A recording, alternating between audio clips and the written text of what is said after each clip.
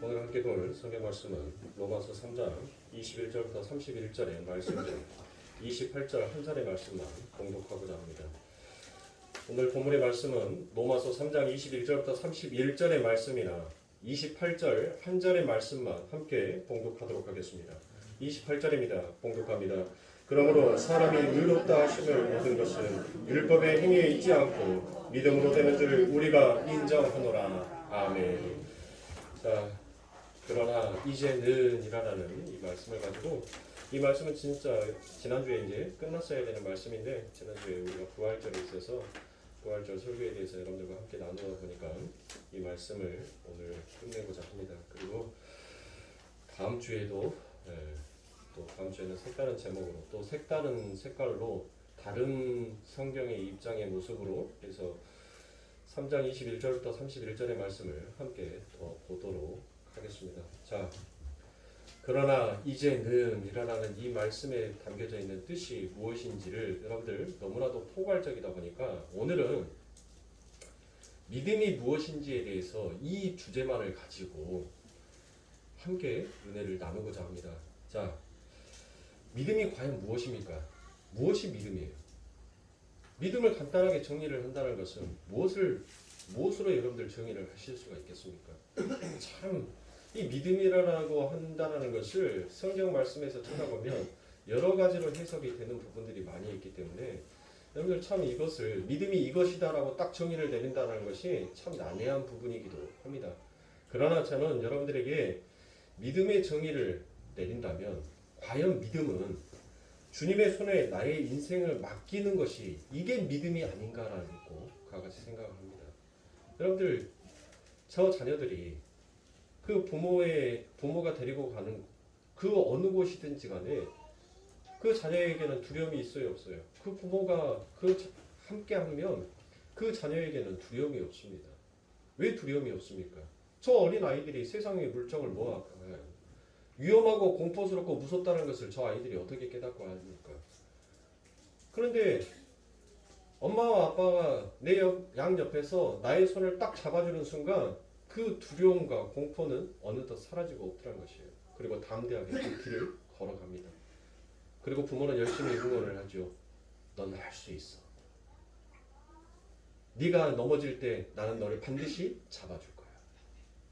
그 믿음이 있었기에 그 아이들은 담대하게 걸어가요. 믿음이라는 것은 결국 우리의 인생을 마치 세상의 어린 아이들이 그 부모를 믿는 것처럼 아버지 하나님의 백성들이 그 하나님을 믿고 의지하는 것이 그게 믿음이지 않겠습니까? 그러나 우리들의 인생을 한번 보시라고요. 내가 호흡하고 내가 이 땅을 살고 있고 내가 존재하기 때문에 나의 가족이 존재하고 나의 사회가 존재하며 나의 주변의 모든 것들이 있다라고 우리들은 생각할 때가 얼마나 많이 있냐는 것이에요. 이게 과연 믿음일까요? 우리가 누군가를 믿는다라는 것은 결국 내 자신을 포기하고 그 사람을 전적으로 의지하는 것을 우리가 믿는다라고 얘기를 하는 것입니다. 제가 왜 이 로마서를 여러분들 복음의 꽃 중에 꽃이다라고 여러분들에게 말씀을 드리겠습니까? 도대체 꽃이 뭐예요, 여러분들? 십자가에서 피는 것이 바로 복음의 꽃인 것입니다. 제가 왜 이 성경 66권에서 이 로마서가 가장 복음의 꽃이다라고 말씀을 드리는 것은 여러분들이 이 로마서의 말씀들을 여러분들이 잘 읽어보셨으면 알다시피 이 사도 바울은 결국 복음이 무엇인지 믿음이 무엇인지 나에게 주어지는 구원이 무엇인지에 대해서 그는 깨닫고 철저하게 자기 십자가와 자기 부인을 하면서 오직 하나님 앞에 영광을 돌리는 그 길, 그래서 나의 의를 드러내지 아니하고 오직 하나님의 의를 드러내기에 그래서 이 로마서가 복음 중에 복음의 꽃이다라고 여러분들에게 말씀을 드리는 겁니다. 철저한 자기 부인, 그리고 그와 같은 자기 부인을 통해서 하나님의 영광이 어떻게 비추어지는지를 너무나도 명확하게 잘 그려내고 있는 책이 바로 이 로마서인 것이에요. 그래서 굉장히 힘듭니다. 제가 여러분들에게 이렇게 말을 하는데 여러분들의 마음속에 심령이 떨어지는 그 말들은 제각각 다 각자의 마을로 떨어지게 될 거예요. 어떤 사람은 심령이 지금 괴로운 사람이 있어요. 막 화가 나고 분노가 일어나고 분쟁이 일어난 사람에게 저의 이 말은 오히려 분쟁이 더욱더 기름에다가 물을 부어버리는 것처럼 그렇게 튈 수밖에 없습니다. 때로는 어떤 사람들은 마음속에는 너무나도 힘들고 너무나도 고통스러워서 또 하나님의 말씀이 그들의 삶 가운데 위로로 찾아오실 때도 있으실 겁니다. 이처럼 말에 전달하는 전달자와 그 말을 듣는 자들 그 사이에 여러분들 소통이 이루어지는 것을 성경은 사랑이다라고 얘기를 해요. 하나님의 말씀이 여러분들에게 떨어졌었을 때 여러분들이 그 말씀 가운데 하나님의 말씀이 위로로 기쁨으로 찾아오시지 아니한다면 여러분들은 지금 하나님의 말씀을 사랑하고 있지 않다라는 증거로 나타나게 되더란 거예요. 왜요? 그 안에 소통이 이루어지지 않으니까 그저 한낱 하나님의 말씀이 잔소리로 여겨지니까 그 말씀을 거부하게 되더라는 것이에요. 그러니까 당연히 전달자의 말 또한 무엇하게 됩니까? 거부하게 되는 거예요. 그렇다고 해서 제가 여러분들에게 드리는 이 말씀이 진리다라고 말씀을 드리고 싶지는 않습니다. 진리는 오직 예수님이 진리이시기 때문에 예수를 전하는 여러분들의 마음속에 여러분들 안에 계시는 그 성령님이 반드시 하나님의 그 말씀으로 위로의 말씀으로 격려의 말씀으로 여러분들에게 힘과 용기와 희망을 주는 말씀으로 여러분들 가슴속에 새겨질 거라 저는 믿고 여러분들 항상 설교를 합니다. 그러므로 사랑하는 성도님들 이 시간 여러분들이 과연 내가 지금 믿음이다라고 생각하는 그 믿음이 무엇이었는지를 다시 한번 기억하여 주시면 감사하겠습니다. 정말 내 인생의 주인공은 내가 아니라 내 인생의 주인공은 하나님이셨다라는 그와 같은 믿음을 정말 여러분들이 고백하고 내놓고 있는지를 여러분들 자신에게 한번 반문하여 보세요. 그래서 사도 바울은 오늘 본문 27절과 28절에서 이와 같이 얘기를 한 겁니다. 그런즉 잘할 때가 어디뇨? 있을 수가 없느니라. 무슨 법으로냐? 행위로냐? 아니라 오직 믿음의 법이다라고 그와 같이 얘기합니다. 그러므로 사람이 의롭다 하심을 얻는 것은 율법의 행위에 있지 아니하고 믿음으로 되는 줄 우리가 인정한다라고 그와 같이 사도는 고백을 하고 있습니다. 사랑하는 성도님들, 믿음의 조상하면 우리들은 가장 먼저 머릿속에서 생각하는 자가 누구입니까? 바로 아브라함을 생각하게 될 것입니다. 여러분들이 아브라함을 생각하시면 여러분들 그 아브라함이 뭘 도대체 믿었기에 그가 믿음으로 의롭다함을 얻게 되었습니까? 아브라함에 대해서는 저와 여러분들은 너무나도 잘 아는 말씀 아닙니까?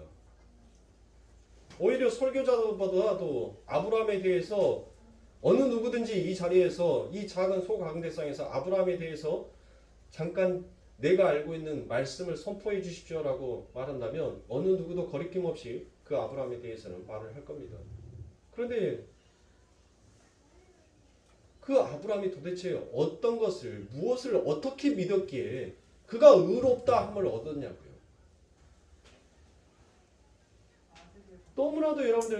너무나도 여러분들 잘 알고 있지 않습니까? 네?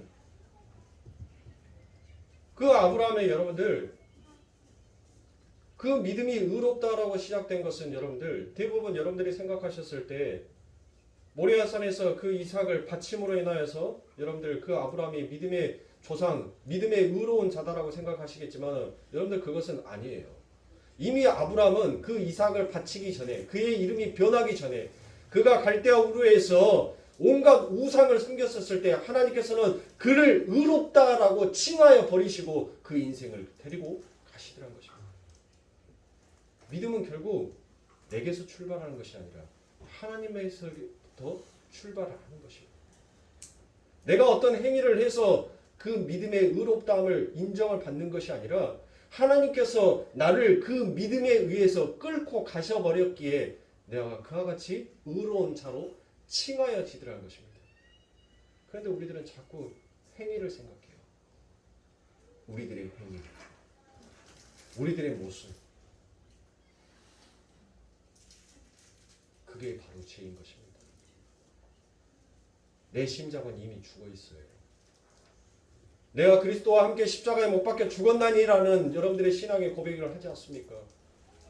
우리는 그리스도와 함께 십자가에 못 박혀서 그 그리스도의 심장이 끊어지듯이 우리의 육신의 심장은 끊어졌어요. 그리고 아버지 하나님께서 그 아버지 하나님의 의로움으로, 그 아버지 하나님의 의의 행위로 예수 그리스도를 아버지 하나님께서 생기와 생명을 불어넣으셔서 그의 심장을 다시 뛰게 하셨습니다. 저와 여러분들의 심장이 그렇게 아버지 하나님의 생기와 생명으로 오늘 이 시간 뛰고 있다는 것을 여러분들이 진짜로 믿으신다면 그 하나님을 의지해야 하지 않겠습니까?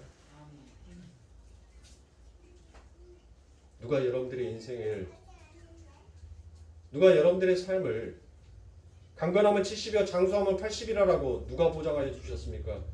누가 내일 아침에 내가 눈을 뜨고 나는 내일 아침에 어떤 일을 해야 될 것이다 라는 그와 같은 계획을 여러분들이 누가 인정하여 주었기에, 누가 그것을 보장하여 주었기에 여러분들이 그렇게 자신 있게 인생을 살아가십니까? 저는 매일 아침 눈을 뜨면 하나님 앞에 그와 같은 고백을 합니다.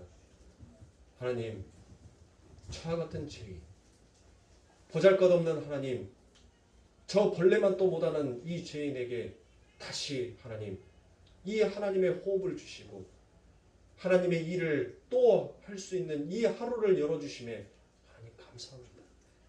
지은 것은 죄밖에 없는데 그런데도 불구하고 하나님, 오늘 이 아침에 내게 생명을 부어서 나의 눈을 뜨게 하여 주시고 하나님께서 창조하신 이 창조의 역사를 하나님 걷게 하여 주심에 감사합니다라고 저는 그와 같이 고백을 합니다. 사랑하는 성도님들, 이 고백이 저와 여러분들의 고백이 되어야 할 줄 믿습니다. 우리는 우리의 호흡조차도 내가 살아있게 산 것이 아니다라는 것을 깨닫고 아는 것이 하나님의 은혜를 아는 자요. 그와 같이 하나님의 은혜를 아는 자가 하나님 앞에 감사와 영광을 돌릴 수 있는 것입니다.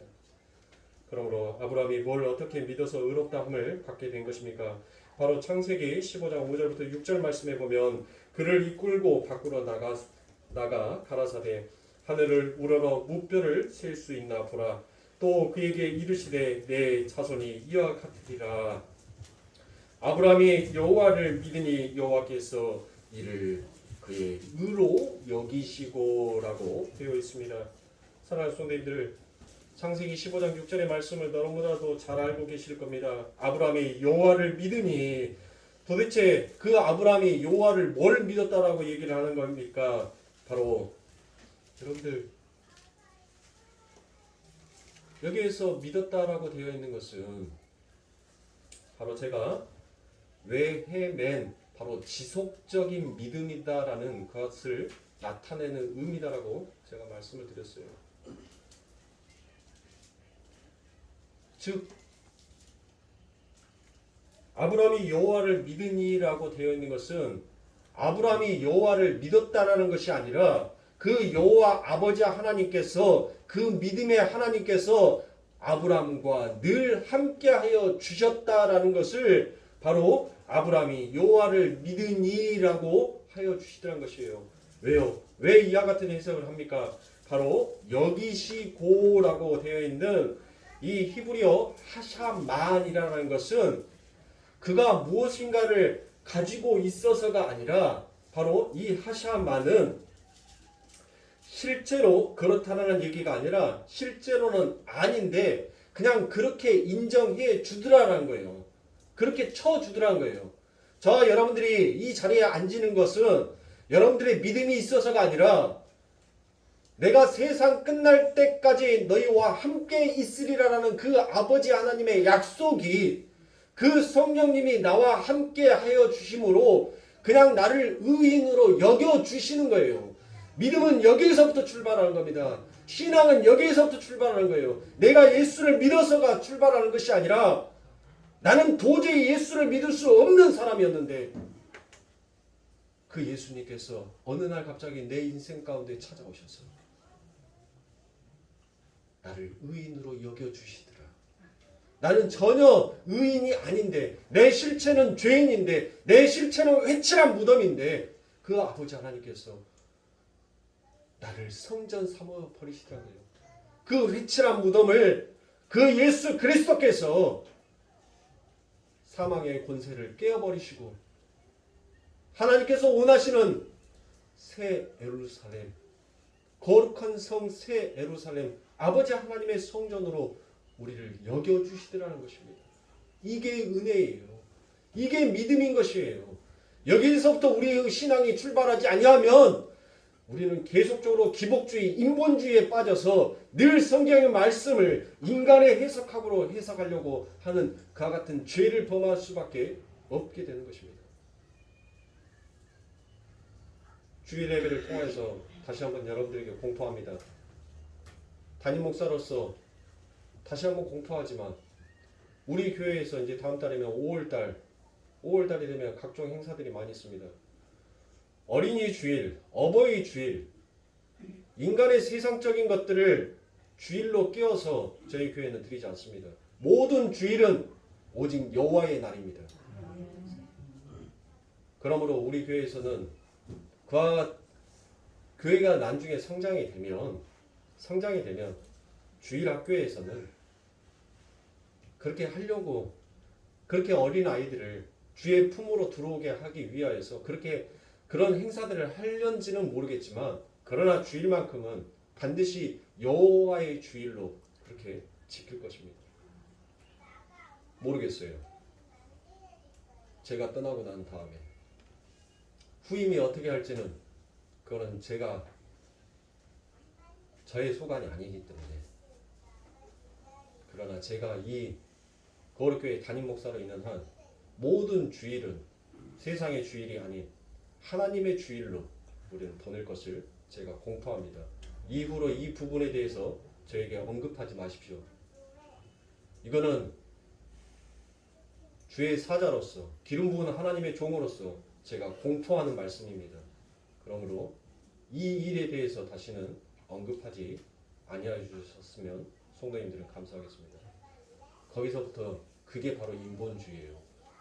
하나님의 날, 여호와의 날을 인간의 날을 거기에 안에다가 삽입하여서 기념하고 한다는 그 자체가 인간 중심으로 흘러가는 겁니다. 저는 그런 교회 만들고 싶지 않아요. 교회 규모가 크든 작든 우리는 오직 주의 이름 앞에서 모인 자입니다. 우리는 주의 이름 안에서 만난 자입니다. 우리가 세상적으로 만났다면 세상의 절기와 세상의 일들을 따라야 되겠죠. 그러나 저와 여러분들은 주 예수 그리스도의 이름으로 만났고 주 예수 그리스도의 이름으로 이 자리에 모였습니다. 그러므로 세상의 일은 세상에 맡기고 아버지의 일을 하는 것이 교회다라고 생각이 됩니다. 그러므로 사랑하는 성도님들, 세상의 것들 이것을 이렇게 하면 더 교회가 좋아 보이겠지? 아니요. 여호와의 전쟁을 보십시오. 하나님의 전쟁을 보십시오. 그 조카 롯을 구하기 위하여서 5개 나라가 연합하여서 공격하였을 때 그 아브라함이 몇 명을 데리고 갑니까? 318명을 데리고 갑니다. 여러분들 한번 생각을 해보세요. 5개 나라가 연합하여서 지금 쳐들어오고 있는데 조카 롯을 구하기 위하여서 이 아브라함이 데리고 가는 숫자는 7개 연합국이 아니라 기껏 318명을 데리고 간다니까요. 그런데 여러분들 어떠네요? 그 전쟁에서 어떻습니까? 승리하잖아요. 이기잖아요. 기드온의 300용사를 보십시오. 가당키나 합니까? 그들이 그 300용사가 가지고 간 그 무기가 그 300명이 전부 다 핵폭탄 하나씩 다 짊어지고 갔습니까? 야, 건들리기만 해봐. 니 죽고 나 죽고. 나 핵무기 쏜다. 핵무기 쏜다 하고 그 기드온 용사 300명이 각자 한 명씩 바주카포에다가 핵탄도 달아가지고 그렇게 가서 전쟁했냐고요. 그들이 갖고 갔던 것은 뭐예요? 너무나도 보잘것없는 거였어요. 너무나도 보잘것없는 거. 횃불과 항아리를 들고 그들은 그 전쟁에 갔단 말이에요. 그런데 그 전쟁에서 어떻게 되었습니까? 승리하고 돌아오지 않습니까? 전쟁은 누구의 전쟁이에요? 바로 여호와의 전쟁이라는 것이에요. 하나님의 전쟁인 것입니다. 그래서 우리 아버지 하나님께서 세상에 보잘것없이 보이는 우리들에게 뭐라고 얘기합니까? 강하고 담대하라라고 얘기하지 않습니까? 내가 너와 함께하여 주겠노라라고 말씀하지 않습니까? 너를 이길 자가 없겠다라고 하나님께서 그와 같이 말씀하여 주시지 않습니까? 정말 우리들의 삶 가운데 그 말씀을 믿으십니까? 여러분들의 일주일의 삶을 한번 돌아보세요. 얼마나 두려워하셨습니까? 얼마나 의심하셨습니까? 하나님의 말씀을 믿는다라고 하시는 여러분들이, 아버지라고 부르는 여러분들이 여러분들의 삶을 한번 보시라고요. 내 삶 가운데 닥쳐오는 사건과 문제와 그 배경들 속에서, 여러분들 그 환경 속에서 얼마나 여러분들이 요동하여 있었습니까? 늘 주의 말씀은 천국에서 오는 그 생명수의 통로에 하나님, 아버지 하나님의 양들에게, 하나님의 백성들에게 그 아버지 하나님의 생수의 강이 흘러넘쳤을 때 그 관을 막아버리는 저의 인생이 되지 않게 해달라고 여러분들 늘 회개하셨던 여러분들이 때로는 그 하늘의 생명수가 흘러가는 그 파이프관을 나의 죄로 인하여서 막아버리고 있지는 않으시냐라는 것을 여러분들이 한번 깨우쳐 보시라고요. 여러분들이 한번 돌아보시라고요. 여러분들의 삶을. 그런 여러분들의 삶이 무엇을 하나님 앞에 자랑하며 무엇을 드려낼 수가 있겠습니까? 우리들은 하나님 앞에 우리의 자랑을 할 수가 없는 거예요.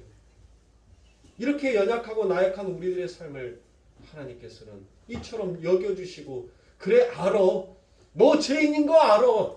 너 내게 늘 반기 들고 너 내게 늘 불평과 불만만 늘어놓는 너라는 거 알아. 근데 나 어쩌니? 난 너를 사랑하는데.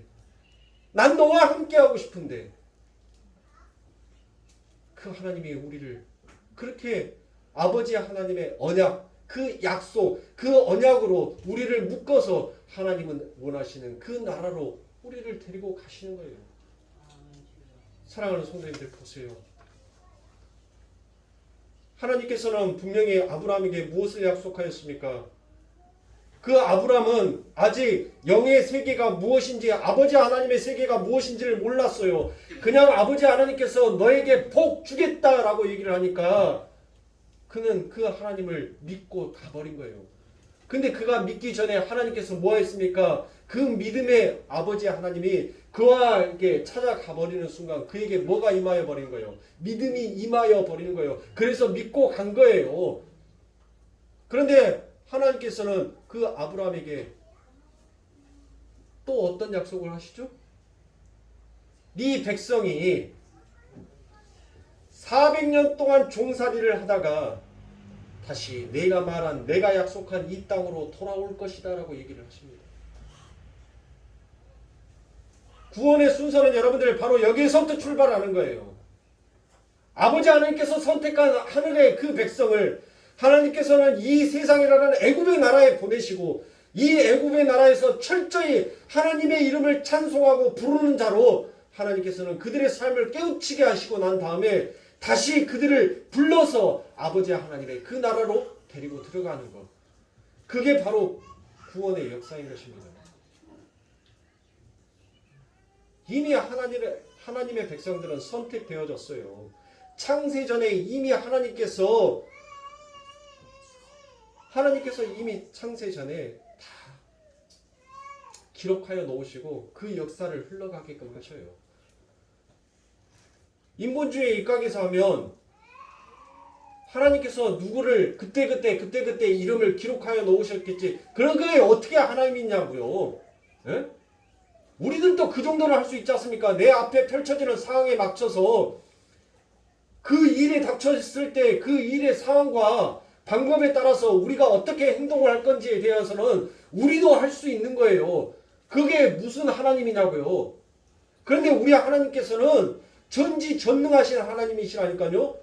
이미 창세 전에 그 예수 그리스도와 아버지 하나님의 백성들, 다시 내 나라에 들어올 그 하나님의 백성들을 이미 기록하여 놓으시고 정하여 놓으시고 완료시켜 놓으시고 이 역사를 구속사를 하나님께서는 펼쳐 가시는 거예요.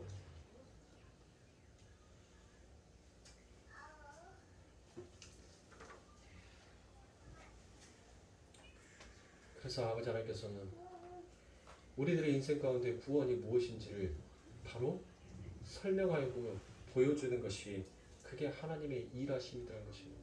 그 하나님의 일하심을 바로 누구를 통하여서 보여줍니까? 아브라함을 통하여서 보여주고 야곱을 통하여서 보여주더란 것이에요. 즉 예수 그리스도께서 그 애굽의 종살이로 내려가셔서 그곳에서 빼앗긴 당신의 그 신부를, 당신의 빼앗긴 그 백성을 다시 구원해 내는 그 구원의 여정이 바로 아버지 하나님의 일하심을 보여주는 사건이다란 말이에요. 네? 아니다고요? 여러분들, 우리 예수 그리스도께서 이 땅에 태어나셨을 때 무엇했습니까? 그 바로의 그 명을 피하여서 우리 예수님께서 잠시 애굽으로 피신하였다가 다시 아버지 하나님께서 말씀하신 그 땅으로 되돌아오지 않습니까? 지금 그것을 이미 이 구약에서부터 예표하여 보여주고 있더라는 것이에요. 그 삶을 누가? 아브라함이 보세요. 내가 믿음으로 너를 의롭다라고 칭하였던 그 아브라함이 어떻게 살았냐고요. 진짜 믿음을 통하여서 하나님이 원하시는 그 의를 드러내면서 살았어요? 살았어요? 성경 다시 보세요. 아니란 말이에요. 하나님이 그렇게 믿음이 있다라고 여겨주셨는데도 불구하고 그 아브라함은 여전히 개차반처럼 살았어요. 하나님의 백성을 하나님께서는 이미 선정하여 놓으시고 선택하여 놓으시고 그 아브라함을 다시 어디로 보내버립니까? 애굽으로 보내버리잖아요. 아브라함이 왜 애굽으로 들어갔냐고요. 왜? 그가 배고파서 기근이 찾아와서 그 애굽에 갔잖습니까? 그 애굽에 갔는데 그 아브라함이 뭐를 뺏겨버려요? 무엇을? 신부인 사라를 뺏겨버리잖아요. 에? 그 사라를 빼앗겼었을 때 하나님께서 뭐라고 얘기합니까? 너 내 신부 건들면 내가 너를 죽여버릴 것이다. 그리고 그 아브라함에게 당신의 신부를 다시 되찾아서 하나님이 원하시는 그 여정의 삶을 다시 걸어가게끔 하셨습니다. 야곱의 70명의 식솔들을 보십시오. 그들이 왜 애굽으로 내려갔습니까? 배고파서 내려간 거예요. 배고파서. 그 이스라엘 백성들이 육신의 떡 때문에 그 아버지 하나님의 말씀을 버려버리고 다시 세상 가운데로 가버리더란 것이에요. 그런데 하나님께서 무엇합니까? 또다시 그 아버지 하나님의 일하심으로 그곳에서 이스라엘 백성들을 회복시켜서 그 애국을 빠져나오게끔 하지 않습니까? 이게 바로 하나님의 일하심이란 말이에요. 이게 바로 우리들의 역사를 살아가는 구원의 여정이라는 말입니다. 이게 신앙이에요. 어떤 것이 신앙이냐고요. 애국으로 종살이로 팔려간 자들이 거기에서 뭐를 나를 개발하고 나를 발전시켜서 내가 하나님 앞에 영광을 돌려야지라는 그와 같은 우스갯소리를 할 수 있냔 말이에요. 지금 종살이를 하고 있는데, 노예살이를 하고 있는데, 여러분들 노예가 뭔지를 모르세요? 노예에게는 자신의 생각, 자신의 뜻 아무것도 없어요. 노예는 그냥 종은 시키면 시킨 대로만 하는 것이 종이에요. 너 가서 죽어 라고 하면 가서 죽는 신용이라도 하는 것이 그게 종이란 말이에요. 내 시간이 어디 있어요? 내 시간이. 주인이 부르면 언제든지 뛰어가야 되는 것이 종의 인생인데 내 시간이 어딨냐고요. 없는 그 시간, 언제 그 시간을 쪼개서 나를 개발을 시키고 나를 발전을 시켜서 그것으로 하나님 앞에 영광을 돌린다? 그런 어불성설이 어딨냐고요, 여러분들.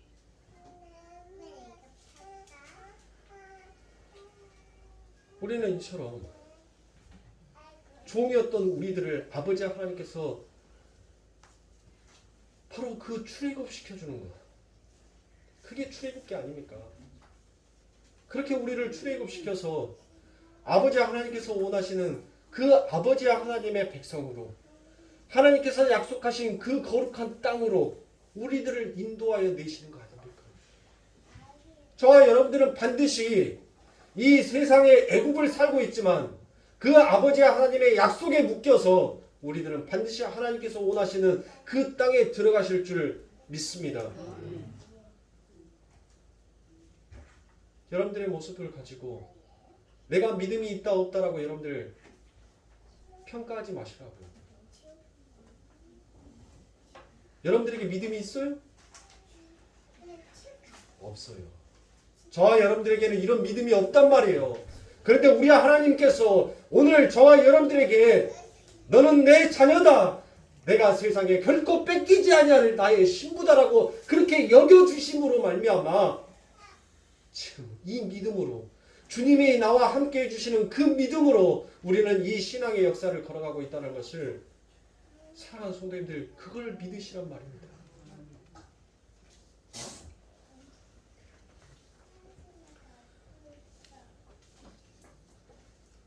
그래서 사랑하는 성도님들 성도에게 필요한 것은 뭐밖에 없어요? 성도에게 필요한 것은 예수 그리스도의 피밖에 없는 것이에요. 너무나도 사랑하는 성도님들이 잘 아는 말씀처럼 창세기 14장에 가면 여러분들 그 아브라함이 그 전쟁에서 이겨서 많은 전리품을 가지고 돌아옵니다. 그때 누구를 만납니까? 멜기세덱을 만나죠. 그 멜기세덱이 그 아브라함에게 초치는 말을 해요. 전쟁에서 이겨가지고 승리하고 돌아오는데 다 된 밥에다 재를 확 뿌리듯이 그와 같이 그 아브라함에게 얘기를 한단 말이에요. 야, 너 그 전쟁에서 이긴 것은 너의 잘남이 아니라 아버지 하나님께서 그 대적을 네 손에 붙여주셨으므로 네가 이기게 되었다라고 얘기를 합니다. 그때 아브라함이 무엇이다라고 얘기합니까? 아니야. 내 집안에 있는 318명의 저 식솔들이 용감해서 그 전쟁에서 이긴 거야 라고 아브라함이 그랬냐고요. 아브라함은 전혀 그러지 않습니다. 멜기세덱이 뭐라고 얘기합니까? 맞다. 네 말이 맞다. 그러면서 멜기세덱한테 그가 갖고 한 그 전리품의 10분의 1을 주지 않습니까? 그리고 나머지 전리품들은 전부 다 뭐예요? 10분의 1을 드렸으니까 나머지는 내 거? 그 전리품들을 뭐 했다 하게요? 아브라함이 다시 제자리에 다 갖다 놨다라고 얘기해요. 다 갖다 놓고 나니까 멜기세덱이 그 아브라함을 부릅니다. 그리고 아브라함에게 무엇을 줍니까? 그 멜기세덱이 가지고 온 떡과 포도주를 그 아브라함에게 줍니다. 결국 그 전쟁에서 승리하고 돌아오는 그 아브라함이 얻어먹은 거, 그 아브라함에게 가질 수 있는 것은 뭐밖에 없었어요? 예수 그리스도의 피와 예수 그리스도의 살, 즉 십자가밖에는 없었더란 것이에요. 성도에게 전리품은 여러분들 이 세상에 전리품은 없어요. 오직 예수 그리스도를 얻는 것이 성도 인생의 가장 유익인 것입니다. 그러나 저와 여러분들은 지금 무엇을 얻고 싶어 합니까? 하나님 앞에 10분의 1을 드렸으니까 나머지 9개는 하나님 내 거 아닙니까? 라고 하나님 앞에 더 큰 소리 치고 계십니까?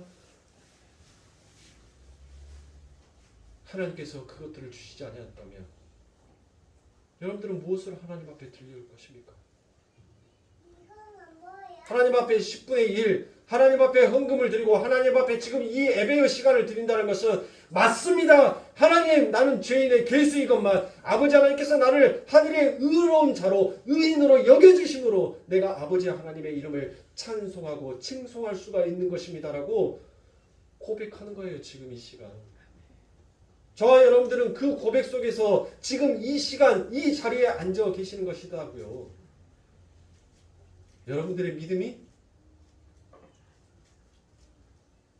여러분들의 믿음이란 그거겠죠. 교회 안 나가면 찝찝하고 일주일 동안 나한테 어떤 화가 닥치면 어쩔까? 어떤 불행한 일이 있으면 어쩔까? 그래서 내가 하던 방식대로 내가 하던 행위대로 그것이 믿음이다라고 여러분들 우리들은 자신 있게 말하면서 내놓고 있었던 저와 여러분들의 삶 아니었었습니까? 근데 하나님께서는 아니시더라고요. 그게 아니다. 사랑하는 아들아, 사랑하는 딸아, 내가 진짜 원하는 것은 그의 삶이 아니다. 지금 너의 삶을 바꾸어라 라고 말씀하시는 것입니다. 네가 생각하는 그 생각을 바꾸어라 라고 얘기하고 계시는 거예요.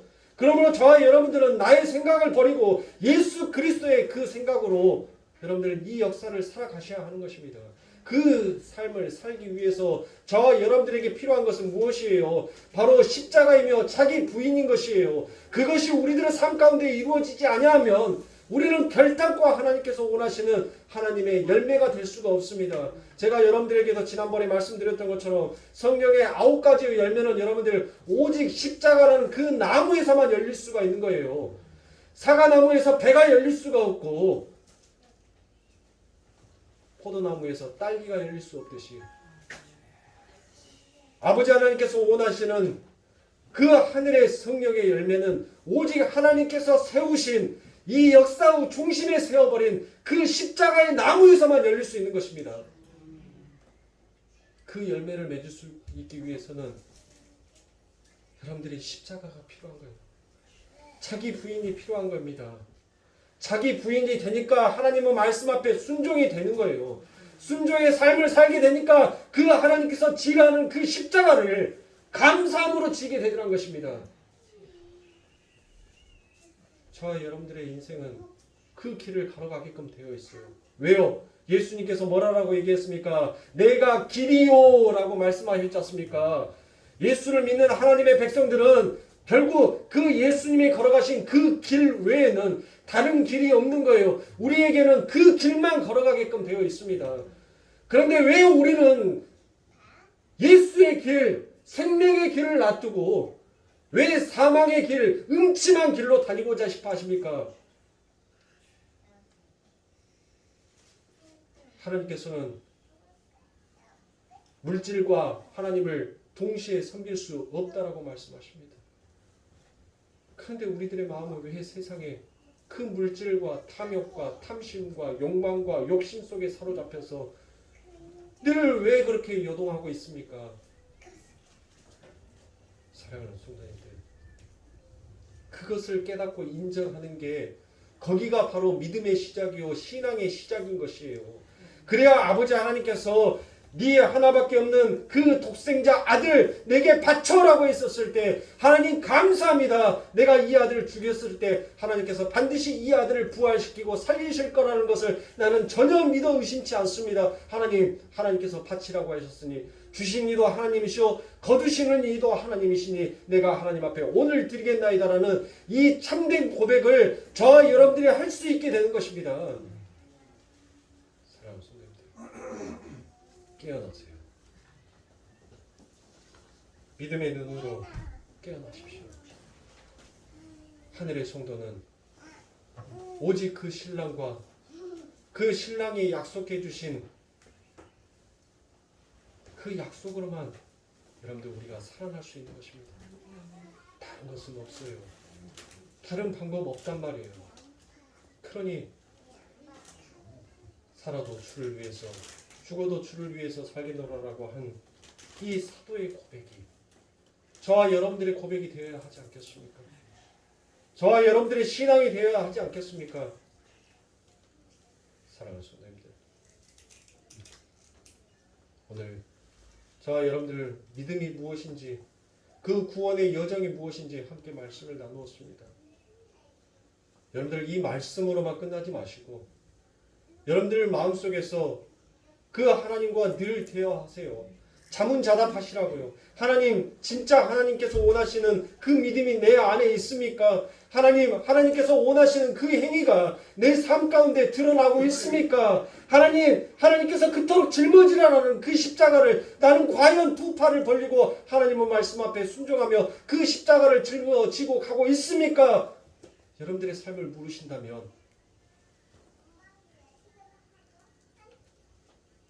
우리 아버지 하나님께서 오늘 저와 여러분들에게 베푸신 그 은혜가 얼마나 한량없이 크고도 얼마나 고마운지를 깨닫게 되지 않겠습니까? 그것을 모르니까 40일 금식 기도하고 1,000번째를 하나님 앞에 들었는데 하나님 왜 내가 기도한 거 안 들어줘? 그러고도 당신이 과연 신이야?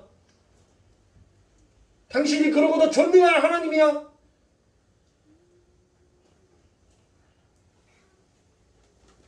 그 하나님 앞에 은혜를 모르는 이런 말을, 이런 고백을 우리가 어찌 우리의 이 혀에다가 독이 가득한 우리의 입 안에 담고 그 하나님 앞에 우리의 핏대를 세워서 열변을 할 수가 있겠냐 말입니다. 사랑하는 성도님들, 오늘 말씀을 통해서 여러분들의 자신에게 늘 자문자답하시고 그 말씀의 해답을 성경을 통하여서 여러분들이 그 답을 찾으시고 그리고 하나님 앞에 부르짖고 기도하심으로 여러분들의 삶 가운데 그 아버지 하나님의 은혜가 충만히 넘치는, 그리고 그 충만으로 인하여서 하나님 감사합니다와 하나님 나는 주 예수 그리스도를 믿음으로 인하여서 나는 정말 기뻐요, 늘 기뻐요 라는 그와 같은 찬송을 하나님 앞에 올려드릴 수 있는 하나님의 백성들이 되시길 주님의 이름으로 축원합니다. 기도하겠습니다.